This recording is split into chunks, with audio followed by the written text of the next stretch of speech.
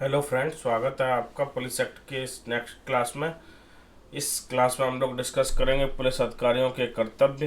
धारा 23 में क्या कर्तव्य दिए गए हैं, धारा 24 में क्या कर्तव्य दिए गए हैं, इसके अलावा लावारिस संपत्तियों के संबंध में क्या क्या प्रावधान किए गए हैं पुलिस एक्ट में। ये दो पॉइंट्स इस वीडियो में हम लोग डिस्कस करेंगे। उम्मीद है कि पहले की क्लास आपने देख ली होंगी और आपको अच्छी लगी होंगी।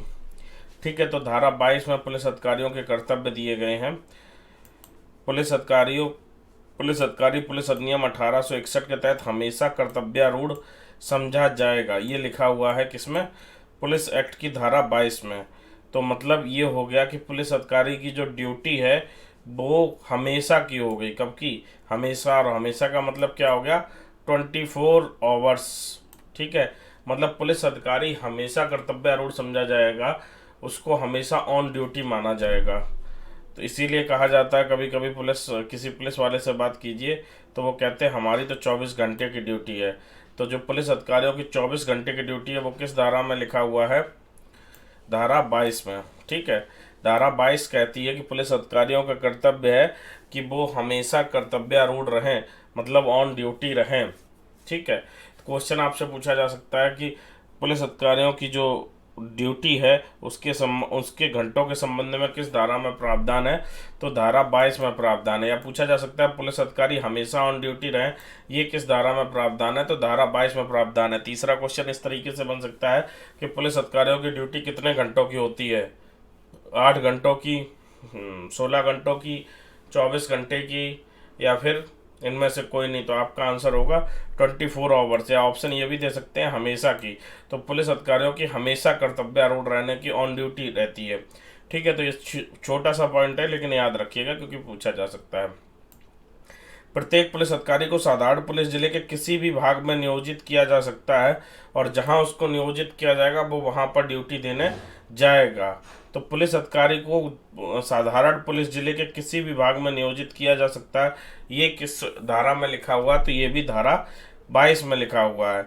किसी भी साधारण पुलिस जिले के किसी भी पार्ट में जो नियोजन किया जा सकता है, मतलब किसी भी पार्ट में ड्यूटी लगाई जा सकती है, ये धारा 22 में लिखा हुआ है। तो इस संबंध में भी क्वेश्चन इस तरीके से बन सकता है कि पुलिस अधिकारी के साधारण पुलिस जिले के किसी भी भाग में नियोजन के संबंध में किस धारा में प्रावधान है?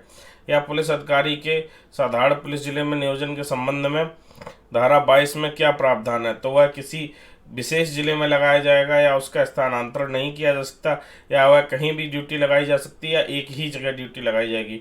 तो ऐसे ऑप्शन पूछे जा सकते हैं। अगर आड़े तिरछे क्वेश्चन बनाने हो तो क्वेश्चन इतने ही साधारण पॉइंट से आड़े तिरछे बन सकते हैं, और सीधा सीधा पूछना हो तो सीधा सीधा भी पूछा जा सकता है। तो सीधा सीधा तो अभी हम लोग एमसीक्यू डिस्कस करेंगे, उसमें भी कर लेंगे। बाकी में जितनी संभावना हो सकती है आड़े तिरछे क्वेश्चन की वो डिस्कस कर देता हूँ, ताकि आपके दिमाग में वहाँ पर अगर आड़ा तिरछा क्वेश्चन आए तो क्लिक कर जाए। आपको पुलिस एक्ट की कैसी क्लास लग रही है हमको कमेंट बॉक्स में ज़रूर बताइएगा, और अगर अभी तक चैनल को सब्सक्राइब नहीं किया है तो सब्सक्राइब कीजिए। ठीक है, तो ये हो गई धारा 22। अब देख लेते हैं धारा 23। धारा 23 और 24 दोनों एक जैसी धाराएं हैं, मतलब एक जैसी नहीं लेकिन सिमिलर धाराएं हैं। तो धारा 23 पहले पढ़ते हैं। धारा 23 में पुलिस ऑफिसर के कर्तव्य दिए गए हैं। क्या क्या कर्तव्य हैं? पहला कर्तव्य है किसी सक्षम प्राधिकारी, 5 कर्तव्य दिए गए हैं इस धारा में। ठीक है, तो पहला है किसी सक्षम प्राधिकारी के द्वारा, कोई अगर कॉम्पिटेंट अथॉरिटी है उसके द्वारा कोई आदेश जारी किया गया है, वारंट जारी किया गया है, तो उसका पालन कराया जाएगा और उसका निष्पादन करना होगा। ठीक है, कोई आदेश या वारंट जारी किया जाता है किसी कॉम्पिटेंट अथॉरिटी के द्वारा, तो उसका पालन कराना और उसका निष्पादन कराना, ये पहला कर्तव्य हो गया। दूसरा कर्तव्य क्या है? लोक शांति को प्रभावित करने वाली गुप्त वार्ताओं का संग्रह करना। ऐसी बातें, ऐसी योजनाएं, ऐसे प्रयास जो लोक शांति को प्रभावित करते हैं, पब्लिक पीस को प्रभावित करते हैं, पब्लिक ऑर्डर को प्रभावित करते हैं, उनका संग्रह करना भी ड्यूटी में आता है धारा 23 में। ठीक है, अपराध और लोक न्यूसेंस दोनों का निवारण करना। अपराध मतलब किसी व्यक्ति, अपराध तो जानते हैं, अपराध की परिभाषा आईपीसी में दी गई है ना? तो कोई भी ऐसी बात जो दंडनीय है आईपीसी के अंतर्गत, तो ऐसी बात का निवारण करना, या लोक न्यूसेंस का निवारण करना। हालांकि लोक न्यूसेंस भी आईपीसी में दिया, लेकिन यहाँ स्पेसिफिक रूप से ड्यूटी लिखी हुई है। ठीक है, चौथा कर्तव्य है अपराधियों का पता लगाकर न्यायिक प्रक्रिया के तहत उनको लाना। ठीक है, अगर मान लीजिए कोई क्राइम हो जाता है तो उसके जो अपराधी है उसका पता लगाना, इन्वेस्टिगेशन करना और उसको बिफोर द कोर्ट लाना या बिफोर द जस्टिस लेके आना। और पांचवा पॉइंट है गिरफ्तार करेंगे, उन लोगों को गिरफ्तार किया जाना चाहिए जिनकी गिरफ्तारी का पर्याप्त आधार है, किसके अंतर्गत, विधि के अंतर्गत, तो ऐसे लोगों को गिरफ्तार करना। तो ये 5 तरीके की ड्यूटी बताई गई है किस धारा में, धारा 23 में। तो सबसे पहले तो ये पूछा जा सकता है कि निम्न में से कौन सी ड्यूटी धारा 23 में दी गई है या निम्न में से कौन सी ड्यूटी धारा 23 में नहीं दी गई है। एक क्वेश्चन तो इस तरीके का बन जाएगा। ठीक है, दूसरा क्वेश्चन इस तरीके का बन जाएगा कि सक्षम अधिकारी द्वारा जारी किए गए वारंट का निष्पादन पुलिस एक्ट की किस धारा में होता है। तो उसका आंसर आपको देना पड़ेगा धारा 23 में जो वारंट निष्पादित होता है उसका पालन कराया जाता है। ठीक है, या फिर ये पूछा जा सकता है कि अपराधियों को गिरफ्तार करने की जो शक्ति दी गई है वो किस धारा में दी गई है पुलिस अधिकारियों को, पुलिस एक्ट की। तो पुलिस एक्ट की धारा 23 में ये पावर दी गई है। ठीक है, धारा 23 अभी खत्म नहीं हुई है। धारा 23 में और आगे लिखा हुआ है कि जो ये 5 उद्देश्य बताए गए हैं इनके उद्देश्य के पूरे करने के लिए, इनका उद्देश्य जो ये 5 उद्देश्य इनको पूरा करने के लिए जो पुलिस अधिकारी है किसी मंत्रालय में, मतलब जिसे सामान्य भाषा में ठेका कहते हैं, जहाँ शराब बिकती है, ठीक है, किसी मंत्रालय में, किसी जुआ घर में, किसी भ्रष्ट या उच्छृंखल व्यक्तियों के समागम में के स्थान पर, मान लो किसी को ये शक है पुलिस अधिकारी को कि ऐसा अपराध करने वाला व्यक्ति या लोक शांति को प्रभावित करने वाला व्यक्ति या मतलब किसी वारंट को पालन कराने के लिए वो ऐसे किसी भी स्थान पर बिना वारंट के प्रवेश और निरीक्षण कर सकेगा। ये पावर भी धारा 23 में दी गई है। आपसे क्वेश्चन ये पूछा जा सकता है कि बिना वारंट के मंत्रालय में या जुआ घर में प्रवेश करने की शक्ति पुलिस अधिकारी को किस धारा में दी गई है ना। या पूछा जा सकता है निम्न में से किस स्थान पर धारा 23 में पुलिस अधिकारी बिना वारंट के प्रवेश कर सकता है, और उसमें लिखा होगा मंत्रालय, जुआ घर, न्यायालय या भ्रष्ट या उच्छृंखल व्यक्तियों के समागम में। तो आपको नहीं, अगर किस स्थान पर नहीं प्रवेश कर सकता तो न्यायालय पर टिक करना होगा, क्योंकि ये 3 स्पेसिफिक दिए हुए हैं यहाँ पर। ठीक है, वैसे मैं आपको दिखा दूं कि बेयर एक्ट में आपकी धारा इस तरीके से दी गई है, जिसको हमने डिकोड करके आपके लिए पॉइंट में बना दिया है ताकि आपको पॉइंट याद हो जाए और पॉइंट से क्वेश्चन बने, उसको आप कर लें। मेंस में भी इससे हेल्प मिलेगी। ठीक है, तो धारा 23 स्पष्ट हो गया। धारा 23 से क्या क्या क्वेश्चन बन सकते हैं ये भी आपके लिए स्पष्ट हो गया। धारा 24 देख लेते हैं। धारा 24 में बताया गया है कि पुलिस अधिकारी द्वारा सूचना देना, है ना। मान लीजिए पुलिस अधिकारी धारा 23 में कोई कार्य कर रहा है तो पुलिस अधिकारी के लिए विधिपूर्ण होगा कि कोई जो सूचना है वो मजिस्ट्रेट को दे और आवेदन करे मजिस्ट्रेट के समक्ष। किसके लिए? समन के लिए, वारंट के लिए, तलाशी वारंट के लिए और आदेशिका के लिए, जहाँ जहाँ जरूरत पड़े। यहाँ तो बिना वारंट के जा सकता है, लेकिन इसके अतिरिक्त अगर जरूरत पड़ती है तो समन, वारंट, तलाशी वारंट और आदेशिका के लिए आवेदन कर सकता है, ऐसे व्यक्ति के विरुद्ध निकलवाने के लिए जिसके विरुद्ध विधि के अनुसार निकाला जा सके। ठीक है, अगर कोई ऐसा व्यक्ति किसी पुलिस अधिकारी को या विधिपूर्ण होगा कि वह कोई इत्तला मजिस्ट्रेट को दे और समन, वारंट, तलाशी वारंट या ऐसी विधिक आदेश का जो अपराध करने वाले किसी व्यक्ति के विरुद्ध विधि के अनुसार निकाली जा सकती है तो आवेदन करे। ठीक है, तो धारा 24 आप पढ़ लीजिएगा, बहुत सिंपल धारा है। इसमें क्या लिखा हुआ है कि वो पुलिस अधिकारी को सूचना देगा और सूचना देने के बाद उस अपराध के संबंध में जिसके संबंध में समन, वारंट, तलाशी वारंट या आदेश का निकलवानी है, और उसके बाद आवेदन कर सकेगा या अनुरोध कर सकेगा कि ऐसे व्यक्ति के विरुद्ध समन, वारंट, तलाशी वारंट और आदेश का निकाली जाए। और किसके विरुद्ध निकलवा सकेगा? जिसके विरुद्ध विधि के अनुसार निकाली जा सकती है। ठीक है, तो धारा 24 में इस तरीके से क्वेश्चन बनेगा कि पुलिस अधिकारी को किसके समक्ष आवेदन करना होगा आदेश का निकलवाने के लिए। तो ये साफ साफ लिखा हुआ है कि जो पुलिस अधिकारी है वो किसके समक्ष आवेदन करेगा? मजिस्ट्रेट के समक्ष, मजिस्ट्रेट के समक्ष आवेदन करना होगा। ठीक है, क्या निकलवाने के लिए? समन, वारंट और तलाशी वारंट आदेश का निकलवाने के लिए। क्वेश्चन ऐसे भी पूछा जा सकता है किस व्यक्ति के विरुद्ध पुलिस अधिकारी वारंट निकलवा सकता है या समन निकलवा सकता है? तो जिस व्यक्ति के विरुद्ध विधि के अनुसार निकाला जा सके। ठीक है, ये इस तरीके के आंसर अधिकतर होते नहीं है, लेकिन फिर भी आप तैयार करके चलिएगा। दो आंसर तो हैं ही कि समन वारंट या तलाशी वारंट आदेश का पूछा जा सकता है किस धारा में पुलिस अधिकारी निकलवाएगा, तो धारा 24 में। और किसके समक्ष आवेदन करेगा, तो मजिस्ट्रेट के समक्ष आवेदन करेगा। तो धारा 23 से कई क्वेश्चन बनते थे, 24 से 1 या 2 क्वेश्चन बनते हैं, ये आपने देख लिया। अब आ जाइए आगे देख लेते हैं लावारिस संपत्ति से संबंधित धाराएं। लावारिस संपत्ति से संबंधित पुलिस अधिकारी को क्या प्राधिकार है, क्या धाराएं हैं, क्या प्रावधान किए जाने चाहिए। धारा 25, 26 और 27 में इस बारे में प्रावधान किया गया है। बहुत बार लावारिस संपत्ति मिलती है, हालांकि प्रैक्टिकल वे तो ये है कि पुलिस वाले उसको आपस में बांट लेते हैं अगर पता नहीं चल पाता किसकी है, लेकिन हमको प्रैक्टिकल वे पर नहीं जाना, हमको जो पुलिस एक्ट कहता है उस पर जाना है। तो धारा 25 पुलिस अधिकारी पर प्राधिकार, हालांकि मैं सबके लिए नहीं कह रहा, कोई ऑफेंसिव मत हो जाना कि पुलिस अधिकारी हमेशा नहीं बांट लेते हैं, ठीक है, अधिकतर की बात मैंने की है। धारा 25 पुलिस अधिकारी का प्राधिकार बिना दावे वाली संपत्तियों को, कौन सी संपत्तियां, जिन पर किसी ने दावा नहीं किया, तो वैसी संपत्तियां कैसी संपत्तियां हो गई, लावारिस संपत्ति हो गई जिन पर किसी ने दावा नहीं किया है। बिना दावे वाली संपत्तियों को पुलिस अधिकारी अपने भार साधन में लेगा, मतलब अपने चार्ज में लेगा, वो उनका इंचार्ज होगा। और उसकी तालिका क्या क्या, जैसे मान लो कोई बैग मिला है तो उस बैग में क्या क्या है, या कोई गाड़ी मिली है लावारिस हालत में तो उस गाड़ी में क्या क्या है, उसकी एक सूची बनाएगा और वो सूची जिला मजिस्ट्रेट को भेजेगा, डीएम को भेजेगा, ठीक है।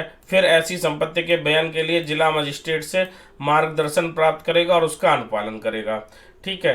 पुलिस अधिकारी के पास कोई पावर नहीं है, पुलिस अधिकारी के पास केवल पावर है इंचार्ज में लेने की, ठीक है, भार साधन में लेने की। पुलिस अधिकारी उसका इंचार्ज होगा, ठीक है, और उसके बाद वो जिला मजिस्ट्रेट को सूचित करेगा और जिला मजिस्ट्रेट जैसे बताएगा वैसे उसका अनुपालन करेगा। तो अब क्वेश्चन क्या बनेगा, लावारिस संपत्तियों के संबंध में चार्ज कौन ले सकता है, तो उसमें ऑप्शन होंगे पुलिस अधिकारी, जिला मजिस्ट्रेट, राज्य सरकार, इनमें से कोई नहीं, तो आपका आंसर होगा पुलिस अधिकारी, ठीक है। पुलिस अधिकारी इंचार्ज होगा उन संपत्तियों के लिए, ठीक। फिर दूसरा ऑप्शन होगा कि पुलिस अधिकारी किसको सूचित करेगा, अपने उच्चाधिकारी को, जिला मजिस्ट्रेट को, न्यायिक मजिस्ट्रेट को, राज्य सरकार को, तो आपका आंसर होगा जिला मजिस्ट्रेट को सूचित करेगा, ठीक। फिर लावारिस संपत्तियों के लिए या बिना दावे वाली संपत्तियों के बयान की व्यवस्था कौन करेगा, या बयान के लिए निर्देश कौन जारी करेगा, राज्य सरकार, जिला मजिस्ट्रेट, न्यायिक मजिस्ट्रेट या पुलिस अधिकारी, तो आंसर होगा जिला मजिस्ट्रेट। इस तरीके से 3-4 क्वेश्चन धारा 25 से बनेंगे, ठीक है, तो धारा 25 याद रखिएगा। अच्छा बताइए, एविडेंस एक्ट आप लोगों ने अभी तक पढ़ा तो होगा ही ना कई बार, अभी हम आगे पढ़ाएंगे, लेकिन बताइए धारा 25 एविडेंस एक्ट की भी पुलिस से ही संबंधित है। बताइए कमेंट बॉक्स में क्या है धारा 25 एविडेंस एक्ट की, देखते हैं आपकी तैयारी कैसी है। धारा 25 एविडेंस एक्ट की क्या कहती है बताइएगा, ठीक है। अच्छा एक क्वेश्चन और बहुत सिंपल सा पूछ लेते हैं, पुलिस एक्ट की किस धारा में परिभाषाएं दी गई हैं, पुलिस एक्ट की किस धारा में परिभाषाएं दी गई हैं, कमेंट बॉक्स में बताइए हमको, ठीक है। अगला क्वेश्चन है जिला मजिस्ट्रेट का प्राधिकार, जिला मजिस्ट्रेट संपत्ति को निरुद्ध कर सकेगा, ठीक है। जिला मजिस्ट्रेट को क्या क्या प्राधिकार दिए गए हैं, धारा 26 में बताया गया है। धारा 26 में बताया गया कि जिला मजिस्ट्रेट जो है वो संपत्ति को डिटेन कर सकेगा, उद्घोषणा जारी कर सकेगा। उद्घोषणा किस बात की, कि ये संपत्ति प्राप्त हुई है और इस संपत्ति को अगर कोई दावा करने वाला व्यक्ति है तो वो 6 माह के अंदर उपस्थित होकर अपना अधिकार साबित करे, ठीक है। और ऐसी संपत्ति पर सीआरपीसी के प्रावधान लागू होंगे, सीआरपीसी की धारा 459 के प्रावधान लागू होंगे। धारा 459 किस बारे में है, विनेश्वर प्रकृति की संपत्ति के बारे में है। अगर संपत्ति ऐसी है जो नष्ट हो सकती है, मान लीजिए एक ट्रक पाया गया जो जिसमें केले भरे हुए हैं, ठीक है, और वो लावारिस हालत में, तो वो 6 महीना रखेंगे तो ना केले रहेंगे ना कुछ और बचेगा, तो ऐसे में वो कौन सी संपत्ति हो गई, विनेश्वर प्रकृति की संपत्ति हो गई। विनेश्वर नहीं विनश्वर, मतलब जो नष्ट हो सकती है, ठीक है। तो उसके लिए धारा 459 में जो प्रोविजन दिए गए हैं सीआरपीसी में वो लागू होंगे। उस संपत्ति को बेच दिया जाएगा और बेच के उसका जो पैसा होगा उसके बारे में इंतजार किया जाएगा कि कोई व्यक्ति अगर दावा करता है तो उसको उस संपत्ति के बयान में जो पैसा खर्च हुआ वो पैसा काट के बाकी पैसा दे दिया जाएगा। ये धारा 459 में प्रावधान है। आपसे क्वेश्चन ये पूछा जाएगा कि लावारिस संपत्ति के संबंध में जिला मजिस्ट्रेट के प्राधिकार किस धारा में बताया गया है, तो आंसर होगा धारा 26 में। जिला मजिस्ट्रेट संपत्ति लावारिस संपत्ति को लावारिस संपत्ति का इंचार्ज कौन होगा? इंचार्ज होगा पुलिस अधिकारी। और संपत्ति को डिटेन कौन कर सकेगा? जिला मजिस्ट्रेट। दोनों अलग अलग चीज़ें हैं और अलग अलग ऑप्शन बनते हैं, और आपको कंफ्यूज करने के लिए क्वेश्चन पूछा जाएगा कि लावारिस संपत्ति या जो बिना दावे वाली संपत्ति है उसको कौन डिटेन कर सकता है, और ऑप्शन में होगा जिला मजिस्ट्रेट, पुलिस अधिकारी, तो उसमें आपको जिला मजिस्ट्रेट टिक करना है। ठीक है। कौन उद्घोषणा जारी कर सकता है? तो जिला मजिस्ट्रेट उद्घोषणा जारी कर सकता है।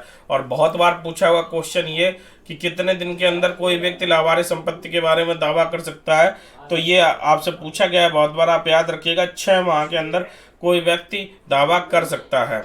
अगर कोई व्यक्ति अनुज्ञात अवधि के अंदर दावा नहीं करता है तो क्या हुआ होगा उस संपत्ति का?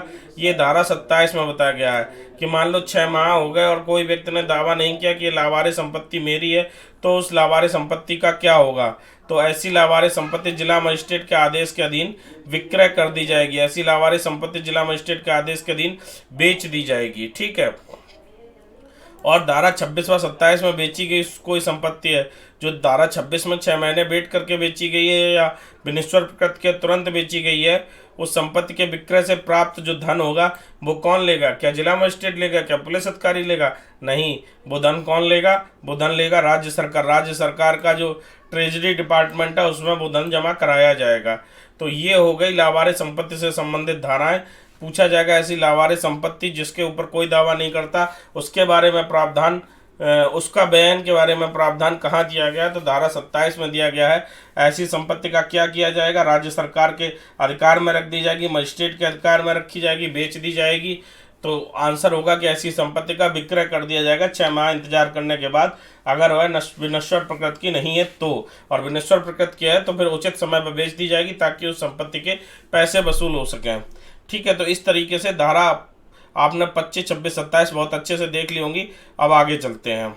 अनुज्ञप्ति, लाइसेंस, बहुत इंपॉर्टेंट टॉपिक है पुलिस एक्ट का, अच्छे से तैयार कीजिएगा। धारा 30 में किस किस को पावर है अनुज्ञप्ति देने की? 4 पोस्ट दी गई हैं। किस बारे में पावर है तो आगे देखेंगे। ठीक है। तो कौन कौन सी 4 पोस्ट है जिनको अनुज्ञप्ति लाइसेंस देने की पावर है? किसको? एसपी। ये वो वाला लाइसेंस नहीं है, हथियार वाला, अभी आगे देखेंगे किस चीज़ का लाइसेंस है। ठीक है। एसपी को पावर है, असिस्टेंट एसपी को पावर है, एडिशनल एसपी को पावर है और जॉइंट एसपी को पावर है। हिंदी में पुलिस जिला अधीक्षक, सहायक जिला अधीक्षक, संयुक्त जिला अधीक्षक और अपर जिला अधीक्षक को शक्ति प्राप्त है। किस बात की शक्ति प्राप्त है? समय स्थान निर्धारित करने की शक्ति प्राप्त है, संचालन व निर्देशन की शक्ति प्राप्त है। किसका समय स्थान निर्धारित करेंगे? किसका संचालन व निर्देशन करेंगे? लोक जमाव व लोक जुलूस का। लोक सड़क मार्ग, लोक मार्ग और आम रास्तों पर जो जमाव और जुलूस निकलेंगे, आप लोग जो देखते हैं ताजिया निकलता है, आप लोग देखते हैं गणेश पूजा की यात्रा निकलती है, आप लोग देखते हैं स्वतंत्रता दिवस पर यात्राएं निकलती हैं, तो ये सब निकालने के लिए सख्त परमिशन देने की पावर किसकी है? एसपी की, असिस्टेंट एसपी की, ज्वाइंट एसपी की और एडिशनल एसपी की। ठीक है। इनको ये परमिशन देते हैं और तब परमिशन दे के तब ये चीज़ें निकलती हैं, और इनको पावर है कि ये समय निर्धारित करें, ये स्थान निर्धारित करें और किस तरीके से इनका संचालन होगा या निर्देशन कर सकते हैं कि किस तरीके से ये निकलेंगी। ये पावर किस धारा में दी गई है? धारा 30 में दी गई है। क्वेश्चन आपसे ये पूछा जाएगा कि लोक जुलूस या लोक सड़क मार्ग पर जुलूस निकालने की पावर या लोक जमा की पावर। लोक जमा मतलब सभा बुलाने की पावर, जो पब्लिक प्लेस पर सभा बुलाई जाती है। अपने घर में बुलाइए, किसी से परमिशन लेने की ज़रूरत नहीं है, लेकिन अगर पब्लिक प्लेस पर लोग जमा कर रहे हैं या अनशन कर रहे हैं तो ऐसी स्थिति में आपको SP, assistant SP, joint SP या एडिशनल एसपी किसी से परमिशन लेनी होगी। धारा 30 में परमिशन ली जाती है। आपसे क्वेश्चन ये पूछा जाएगा लोक जमा के जुलूस की परमिशन किससे ली जाएगी, किसको शक्ति प्राप्त है? तो उसमें से अगर चारों में से ये ऑप्शन कोई होगा तो आपको आंसर देना होगा। कंफ्यूज करने के लिए ऑप्शन में जिला मजिस्ट्रेट जरूर होगा। तो यहाँ पर पावर किसको दी गई है? SP, assistant SP, joint SP और एडिशनल एसपी को। ठीक है, याद रखेंगे। और किसकी पावर है? समय क्या क्या निर्धारित कर सकता है? समय, स्थान, संचालन और निर्देशन। ठीक है, ये पावर है। तो ये पावर का प्रयोग करके ही लोक शांति स्थापित हो सकती है, इसलिए ये पावर इनको दी गई है।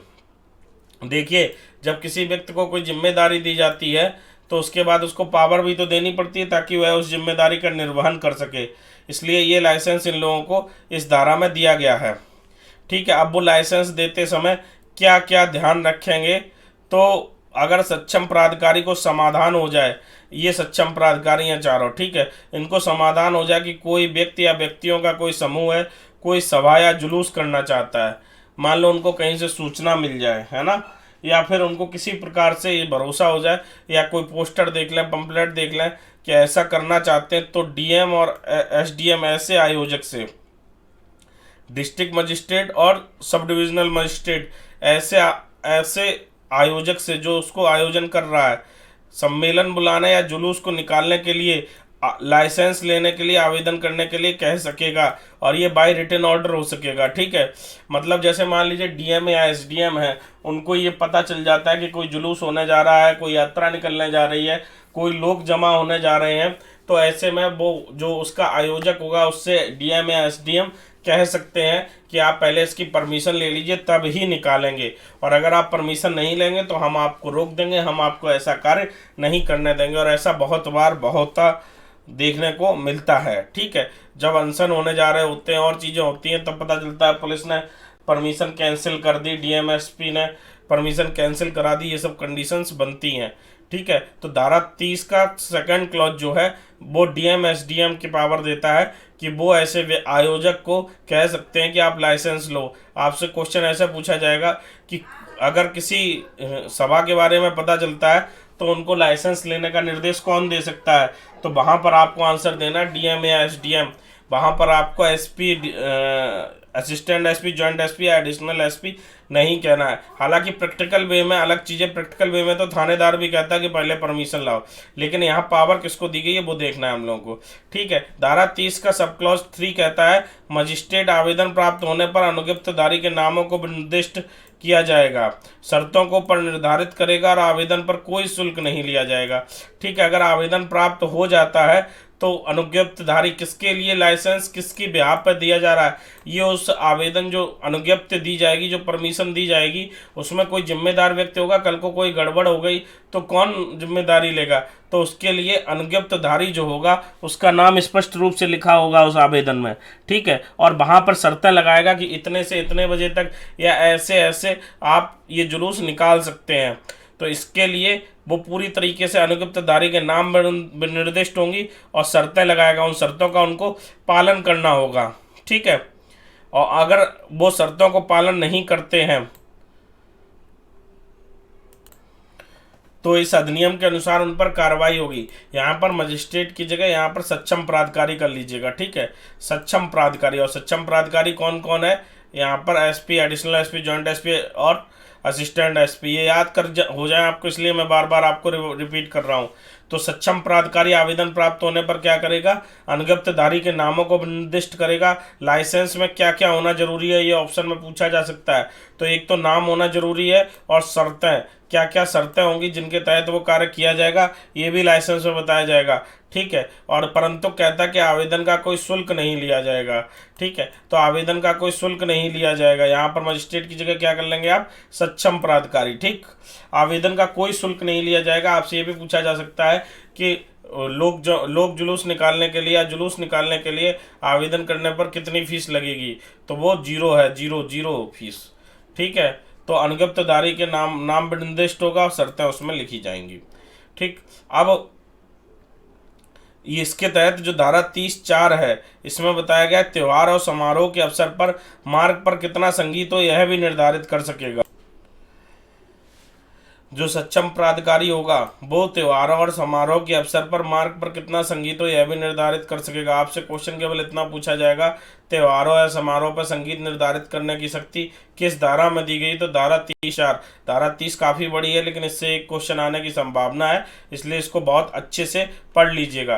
तो इस लेक्चर में हमने काफ़ी कुछ पढ़ लिया है। मुझे लगता है कि आपकी तैयारी मेरे माध्यम से थोड़ी बहुत सहायता तो मिल ही रही होगी। जीएस का बैच आप तैयार कर रहे होंगे, एंशिएंट हिस्ट्री उसमें शुरू हो चुकी है, कल पहली क्लास आ चुकी है और आज दूसरी क्लास भी आ चुकी है। अब इसमें आप आएगी शाम को दूसरी क्लास। अब आपको लिखना है मिशन एपीओ। हमारे पुराने स्टूडेंट जानते हैं, अगर आप नए हैं तो अगर एपीओ की तैयारी कर रहे हैं तो कमेंट बॉक्स में लिखिए मिशन एपीओ।